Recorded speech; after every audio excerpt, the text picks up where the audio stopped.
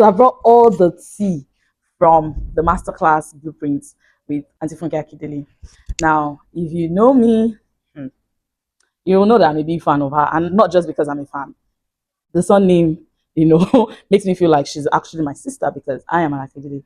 My name is Olufunmi Akindele before I got married to an Adisa. So, I mean, it just feels like, oh my God, I know a big sister of mine who's doing great things.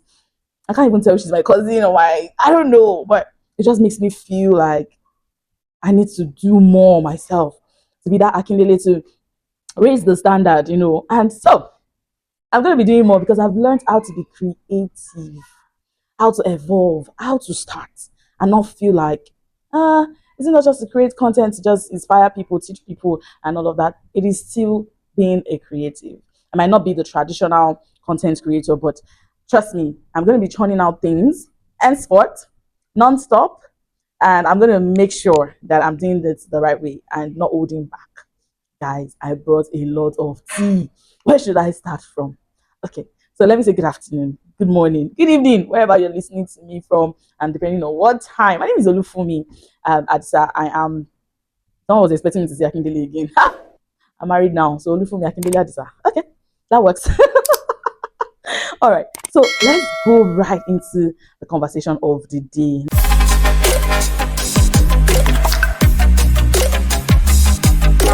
Now, I've just come back from this inspiring event. And Funke is a blueprint herself, and she has come forward to teach a lot today. And I got a lot of people saying, "Oh, please go live, please do this." And I said, "Okay, don't worry. When I get back home, I would come here and do a recording, telling you what I learned from this event, and that's what I'm doing. So thank me by subscribing, liking, and commenting right away. Don't play with me. Don't play with me. Go ahead, comment, subscribe, like, share, and let's get straight into the video.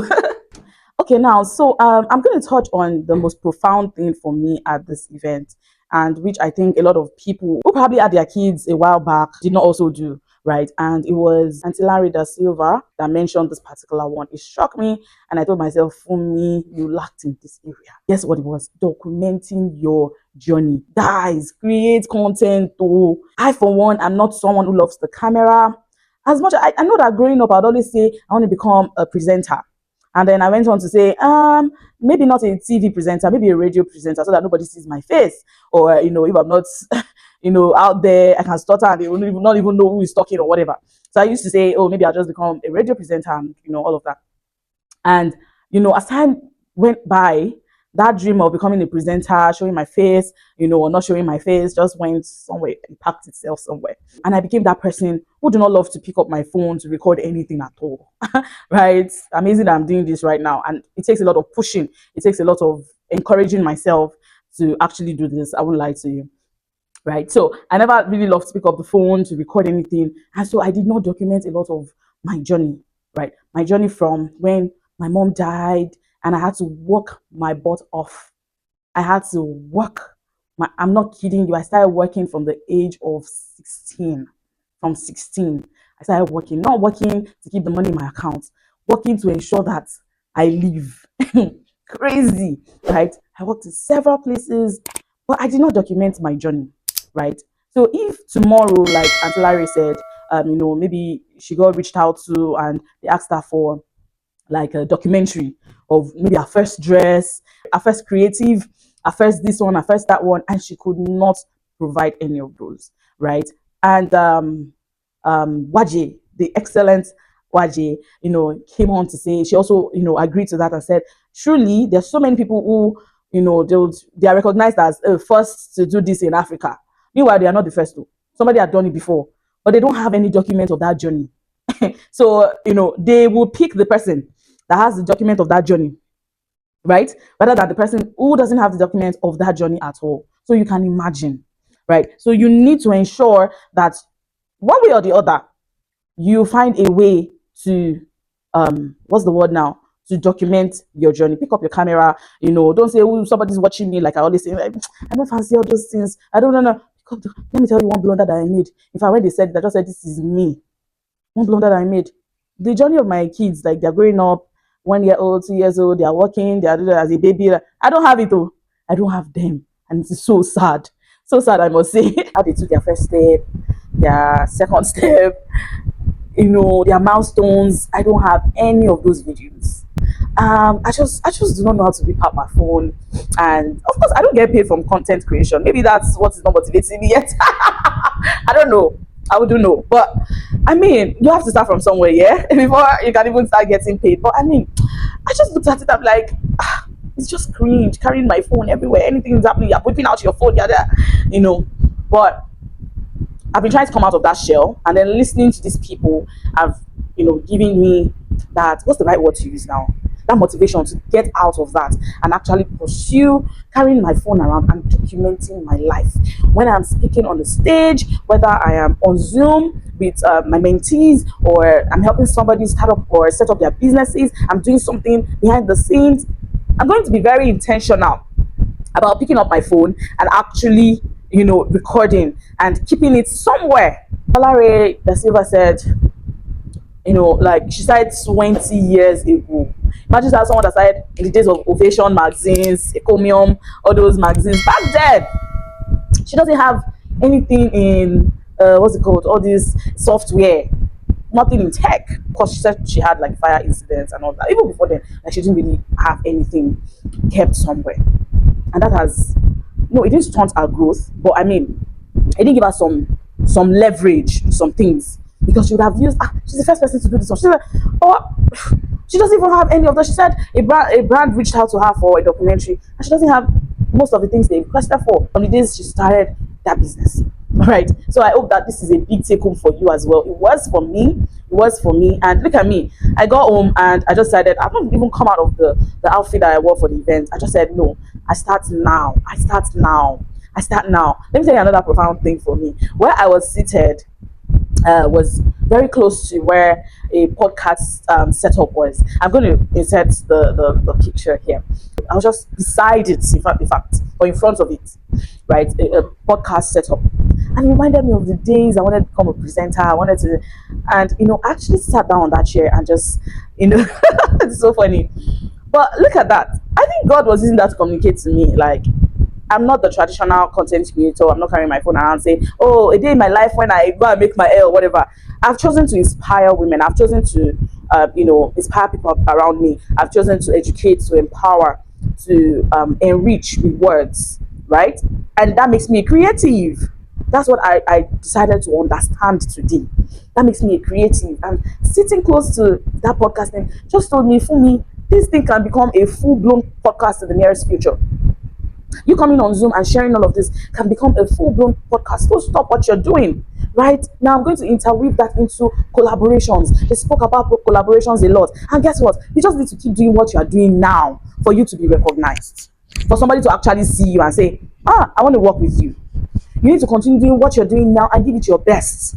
Right? For someone to see you and say, I want to work with you. I see something in you. I want to work with you.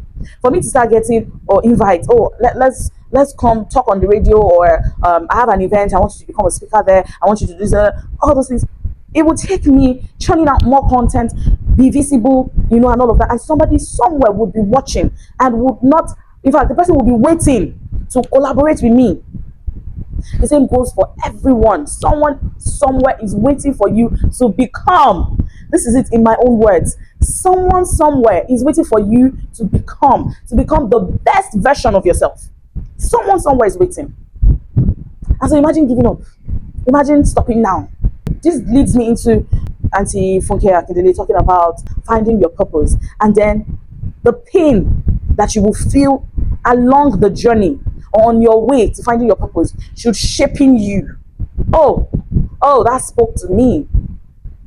The pain, see, finding your purpose means you building resilience, because it's not going to be easy. She shared her journey with us, how she started, got I Need to Know role, did that project, and she went back to Waka Pass, and she could not believe it. She had some people fight for her. She got few roles somewhere. After I Need to Know, that was blown. I remember watching I Need to Know. I Need to Know, right? I remember watching it back then. And this woman went back to become the Waka Pass. In fact, she said there was this particular movie, all she did was and clapping. Oh my God. And then she packed a lot of her clothes, packed shoes, packed. She just went to the location thinking they were going to give her a solid role, only to find out that she was just going to. In fact, this one was mute. The worker pastor was mute. It was annoying, but she didn't give up.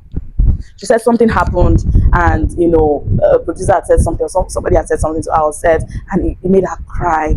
And she told herself, see, I'm not doing this again. I'm going to do my own thing. I'm going to do this. I'm going to do that. And she turned that pain into what drove her. That pain became a vehicle that drove her into doing way more, than she was doing at that time. And that was how she started Jennifer's Diary, from Jennifer to Jennifer's Diary, and she does her own thing. Now I understand how she has the strength to be the costumier on set, the director, because she had gone through that phase. She said during Jennifer's Diary, she was the one going to Primark to buy their costume. She carried it on her head like this, come to Nigeria. She carried it on her head, come to Nigeria. Right? She would be she's on casting. She was the writer, she was the director, she was everything. You can imagine that. She's also Mommy Z like me. Yeah. Her twins are Zach and Zion. I'm so grateful for that. I love hearing my namesake or whatever sake. It just gives me joy. All right, so those were the things that really stood out for me. I don't want this video to be long. Now I want you to do something, right? Write down those things that have been a pain to you, that you've thought about and you're thinking, oh my God, I just want to give up. This will I just need to stop trying. Maybe just give up and go and find something else. Write them down. And when you are done, look at them and say to yourself, I will use you as my stepping stone to succeed. My story will be having lost my parents early in life and having to do everything for myself. I was just tired. Then living with an uncle, all of those things, it took me time to adjust to his style and whatnot. And I just would tell myself that I must make money. I must make it. Otherwise I will suffer. I always reminded myself of that. I'd worked too hard. I'd worked too much. And those were the things that would push me. Guys, I did a lot. I remember working with, all those stores where they sell phones, like the recharge card, yes, in bulk. I gave them recharge card. They gave me fake money. I shall JPC. My people, my boss was so mad at me. She was so mad at me. I could not collect salary that month. Of course, at the end of the day, I even heard that she said I organized it. It's me. It was me. It was my doing. I know the person. I said, hey. Worked in other several places. Is it video club? Is it all those days I used to collect 3K as salary, phone call center, video clubs, all those things. Imagine me saying my first big break will be working in Chicken Republic because they were paying 15K. Can you imagine? I was young. I mean, I was like 17. So what was that? It felt like good money to me. I remember when they said we'll pay you 15. Was it 15 or 18K? I need to remember now. See, that's part of documentation that I don't have. So they said we'll pay you. So I'm like, how much? And they told me. I was so happy. Thank you so much. But guess what? Before then, and this is where my entrepreneurship spirit came from. I'd worked with somebody and all that, and the timing was not comfortable because my uncle would want you to get home 7 p.m. If you're not home by 7, the gate is locked. You sleep wherever you are. He doesn't care. Right? And so I learned to always get home early. Meanwhile, this is my boss. There are days that she'll just be like, no, if you don't sell this, so and so thing, we'll stay here until we are done. And so sometimes I'll get home 8 and my uncle will be very angry at me. I get beaten sometimes and all those things. And I just told myself, I need to start my own business. This is not phone call center. And we used to sell phones and recharge cards. So I understood recharge cards, whatever. And so I just said, well, I will start. I put my savings together and bought a table, yellow table, MTN, with umbrella. I bought a phone, Vodafone. My first business ever. Bought Vodafone, what's it called? Bought recharge card. And I would sit somewhere and sell. The first place I sat and sold was Igondo bus stop. And I would sell. My uncle was so proud of me. Oh boy, he was so proud of me. And he would tell me, like, for me, I am proud of you. You could do this for yourself, amazing. So that was my first business ever. And I would always save my money. Boy, it was tiring for me. I worked in different places, several other places. I sent myself to school with my money. All of those things. But guess what? That pain has helped me to understand that I need more for my children.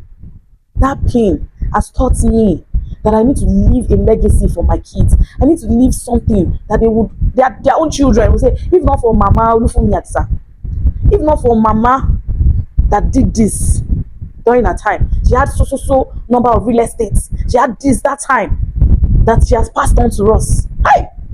I listened to Auntie Mariah Brown one day, and she was talking about how her father, she's still eating from her father's, is it her father or her grandfather? I can't remember. I think her grandfather. What her grandfather did in Lagos State, she's still eating from it, and she still gets some type of allowance or something from it. I said, hey, this is exactly what I want. This is it. Right? So it will help you, your pain will help you find purpose. And once you find it, you need to go hard, you need to be resilient, you need to go hard at it and not give up easily. Because the trials will come, tribulations will come, but you are more than a conqueror. So let me end it tonight on this note. I'm super excited to be downloading all of these things to you, because I know that you will put it to good use and you will share with your friends. You share with everybody that needs to hear this, because this is so much value. And I believe that you can take 1 or 2 lessons from this and use it for yourself to better your life or someone else's life. So do not hesitate to share this video. So like, subscribe, comment. I want to read your comments. It will mean a lot to me to read your comments. Thank you so much. Thank you so much, so much for loving this little thing that I do. I know for sure now that I'm going to put it as part of my goals to start a podcast or make it bigger than this. I don't know. I'm just going to stay consistent and someone will find me. I'm very convinced now. It might take months, it can take years, it can take weeks, but that's going to happen soon. And that's going to happen for you as well. So stay consistent. And, remember, just be good, be great. Everything will work out well for you. So my name is still Olufunmi. Your favorite wealth is Funmi. Until next time, stay good, keep trying, keep going hard, go hard. And don't go home, just go hard, because I know you can succeed. All right? Until next time. Mwah.